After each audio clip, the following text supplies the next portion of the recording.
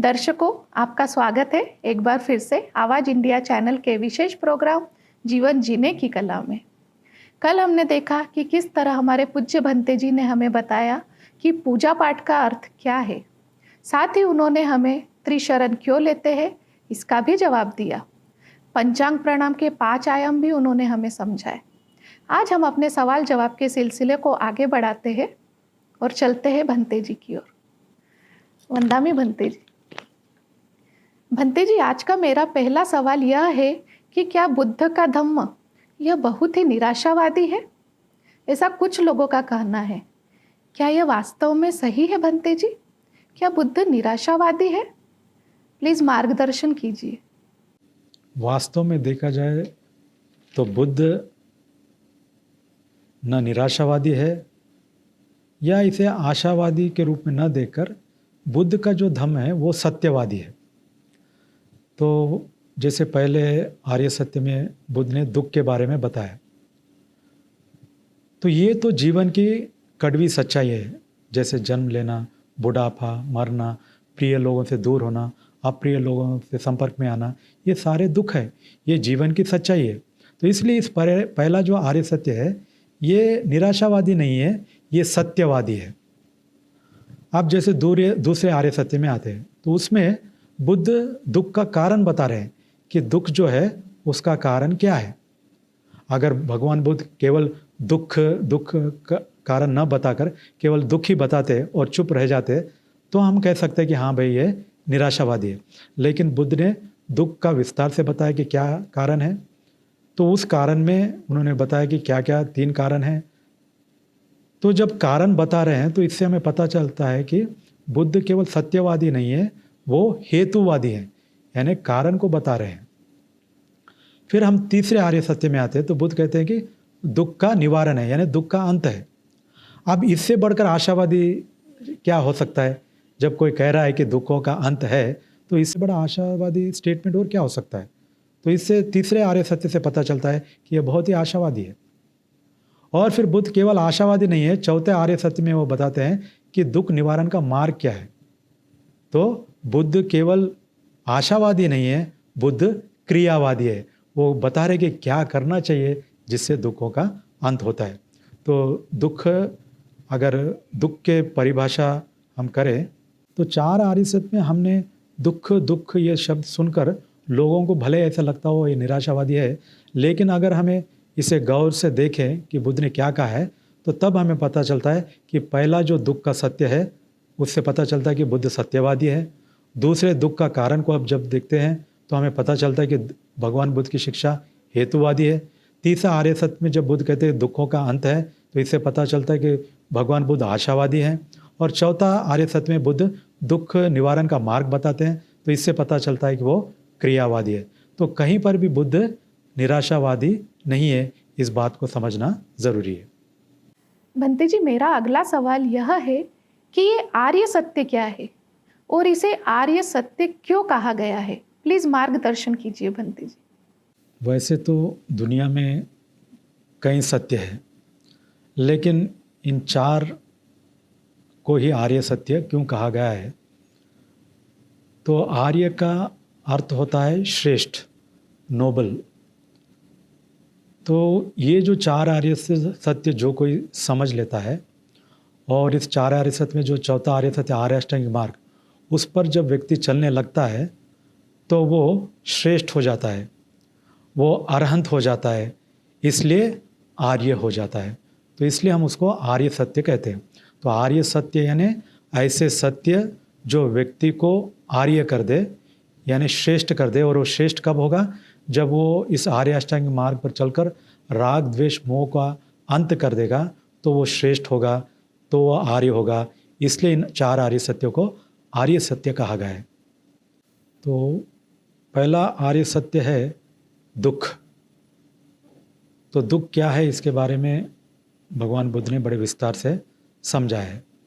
तो जैसे उन्होंने कहा है कि जाति भी दुखा, जरा भी दुखा, व्याधि भी दुखो, मरणम भी दुखम। यानी जन्म लेना ये दुख है, क्योंकि 9 महीने माँ के पेट में रहना, कोई हिलना डुलना नहीं, तो ये अपने आप में दुख है। और जब बच्चा पैदा होता है तो रोते रोते आता है, तो इसका मतलब ये जन्म लेना दुख है। जरा भी दुखा यानी बूढ़ा होना, कमज़ोर होना, ये भी दुख है। व्याधि भी दुखो यानी बीमार होना, ये दुख है। मरणम भी दुखं, और मरना ये भी दुख है। इतना ही नहीं, अप्रिय ही संपयोगो दुखो, अप्रिय लोगों से संपर्क में आना या अप्रिय परिस्थितियों से संपर्क में आना, ये भी दुख है। प्रिय ही विपयोगो दुखो, जो प्रिय लोग हैं उनसे दूर होना या प्रिय परिस्थितियों से दूर होना, ये भी दुख है। यम पिच्छम न लभति तम पि दुखम, जो हम इच्छा करते हैं वो हमें प्राप्त न होना, ये भी दुख है। संकित्ते न पंच उपादान खंदा दुखा, फिर बुद्ध अंत में कहते हैं अगर संक्षिप्त में बताए तो ये 5 जो स्कंद है यानी काया, वेदना, संज्ञा, संखारा और विज्ञान, ये जो 5 स्कंद है इनसे जो चिपकाव है ये अपने आप में संक्षिप्त में दुख है। तो इस तरह से इस दुख को बड़े विस्तार से समझाया गया है। दूसरा आर्य सत्य है कि दुख का कारण क्या है। तो दुख का कारण बुद्ध बताते हैं कि यायम तन्हा पोनो भविका नंदी राग असागता तत्र तत्राभिनिंदिनी संयतीदम काम तन्हा भव तन्हा विभव तन्हा, यानी जो दुख का कारण है वो तना है, क्योंकि आदमी यहाँ वहाँ सुख आनंद को ढूंढते रहता है। और मोटे मोटे तौर पर अगर कहा जाए तो 3 प्रकार की जो तनहा है वो दुख का कारण है।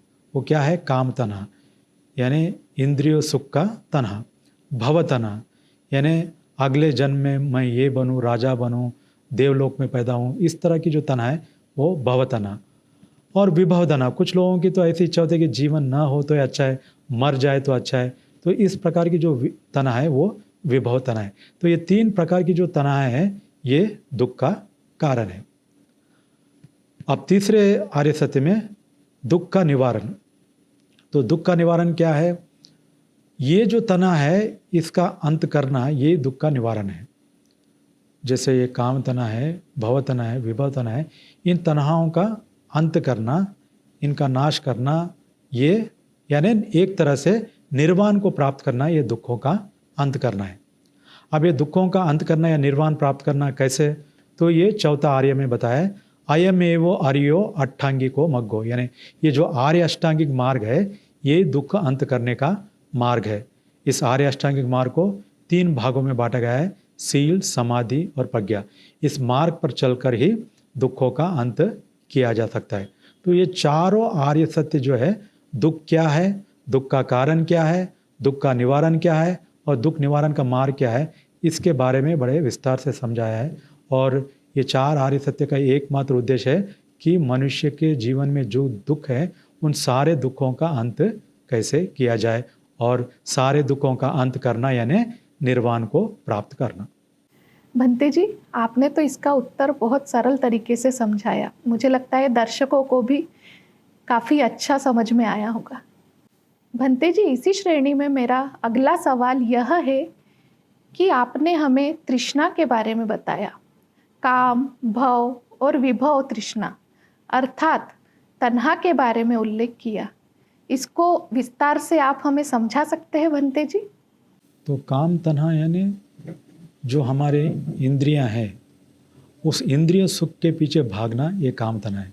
जैसे कोई दृश्य देख लिया तो सुंदर दृश्य दिख गया तो उसी के पीछे दौड़ना, उसको प्राप्त करने का प्रयत्न करना, तो ये जो प्रोसेस है ये अपने आप में दुख उत्पन्न करता है। तो ये जो तृष्णा है, आँखों से किसी दृश्य को देख लिया अच्छा तो उसके पीछे भाग रहे हैं, फिर कानों से कुछ अच्छा सुन लिया तो उसके प्रति तृष्णा, नाक से कुछ सूंघ लिया अच्छा सुगंध तो वो तृष्णा, जबान को कुछ अच्छा स्वाद लग गया तो वो तृष्णा, और त्वचा को कुछ अच्छा महसूस हुआ तो वो तृष्णा, और मन में कुछ अच्छे विचार जो हमें पसंद है उसके प्रति चिपकाव तो ये तृष्णा।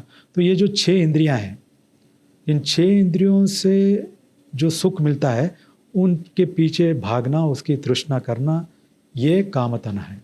भवतना यानी ये भविष्य के बारे में जो इच्छाएं हैं कि मैं भविष्य में अमीर बनूं, मैं भविष्य में राजा बनूं, मैं भविष्य में वो लोक में पैदा हूं या इस लोक में पैदा हूं, इस तरह से भविष्य की जितने भी तृष्णा है वो सारे जो है ये भवतना में आते हैं। विभव तन्हा यानी अब इनको कोई इच्छा नहीं है, लेकिन इसका मतलब नहीं इच्छा का नाश हुआ, इनको लगता है कि इस जीवन का अंत हो जाए तो सारी समस्या हल हो जाएंगी। तो विभव तन्हा यानी एक तरह का आत्महत्या करने की प्रवृत्ति, ऐसा हम कह सकते हैं। तो ये जो सुसाइडल टेंडेंसी है वो सब जो है इस विभव तन्हा में आता है। क्योंकि बहुत सारे लोग ऐसे भी हैं जो समझते हैं कि अगर कुछ दुख जीवन में है या कुछ उनके अनुसार, उनकी इच्छा के अनुसार कुछ जीवन में नहीं घटता, तो उस से अब क्या जीवन में जीना, मर गए तो अच्छा है, मरने से सारे दुख अंत हो जाएंगे।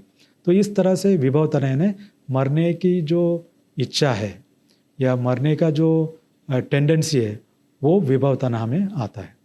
भंते जी, आपने यहाँ जाति शब्द के बारे में उल्लेख किया है। क्या आज जो यह जाति है इसका इसके साथ कोई वास्ता है? पाली में जाति का अर्थ होता है जन्म। जैसे एक जगह बुद्ध कहते हैं कि अयम अंतिमो जाति नत्ति दानी पुनः भवति, ये मेरा अंतिम जन्म है, फिर मेरा पुनर्जन्म होने वाला नहीं है। तो पाली में जाति यानी जन्म। लेकिन आमतौर में हमारे भारत देश में जब जाति कहते हैं तो ये तो ऊंच नीच की दृष्टि से देखा जाता है। तो ऊंच नीच की भावना तो ऐसे बुद्ध धर्म में नहीं है, और जन्म से कोई ऊंच या नीच नहीं होता। यहाँ पर जन्म केवल जन्म है, जन्म से आदमी मनुष्य है, बस इतना ही है। हाँ, ऊंच नीच तो वो अपने कर्म से होता है। अगर वो अच्छे कर्म करेगा तो वो ऊंचा है, अगर वो अच्छे कर्म नहीं करेगा, नीच कर्म करेगा तो वो नीच है। भंते जी, मेरा अगला सवाल यह है कि आज आपने हमें आर्य सत्य के बारे में बताया और इसमें दुख, दुख का कारण, दुख का निवारण और उसका मार्ग बताया। तो मेरा सवाल यह है कि बुद्ध ने दुख को केंद्रित करके ही क्यों बताया है? सुख के दृष्टिकोण से क्यों नहीं बताया? मार्गदर्शन कीजिए भंते जी।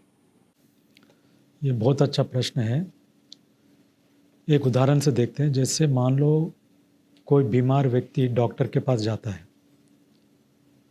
तो डॉक्टर जब उसको बीमारी के बारे में समझाता है तो ये कहता है कि ये बीमारी है, बीमारी का ये कारण है, ये इसका निवारण है और उसके लिए ये दवाई है। तो जो कोई बीमार है, पेशेंट है, वो दुख के कारण आपके पास आया है, तो आपको उसको दुख की दृष्टि से समझाना चाहिए। उसको आप सुख के बारे में बताएंगे कि सुख ऐसा होगा, तुम अच्छे होने के बाद सारा दुख, बीमारी जाने के बाद तुम बहुत सुखी हो जाओगे, ये बताने की आवश्यकता नहीं है। वो दुख के कारण आया है तो आपको उसको बताना है कि दुख क्या है, उस बीमारी का कारण क्या है, उस बीमारी का निवारण क्या है और बीमारी के निवारण के लिए क्या दवाई उसे लेनी है। इतना बता देना काफ़ी है। जब वो दवाई लेगा और उस बीमारी को दूर करेगा तो सुख तो अनुभव करने की चीज़ है, उसके ऊपर प्रवचन देने की आवश्यकता नहीं है। तो ठीक उसी तरह से भगवान बुद्ध भी एक डॉक्टर है। तो वो देखते हैं कि दुनिया में लोग दुखी है, दुख नाम की बीमारी से पीड़ित है, तो इसलिए वो दुख की दृष्टिकोण से समझाते हैं कि भाई ये दुख है, ये दुख का कारण है, ये दुख का निवारण है, ये दुख निवारण का मार्ग है।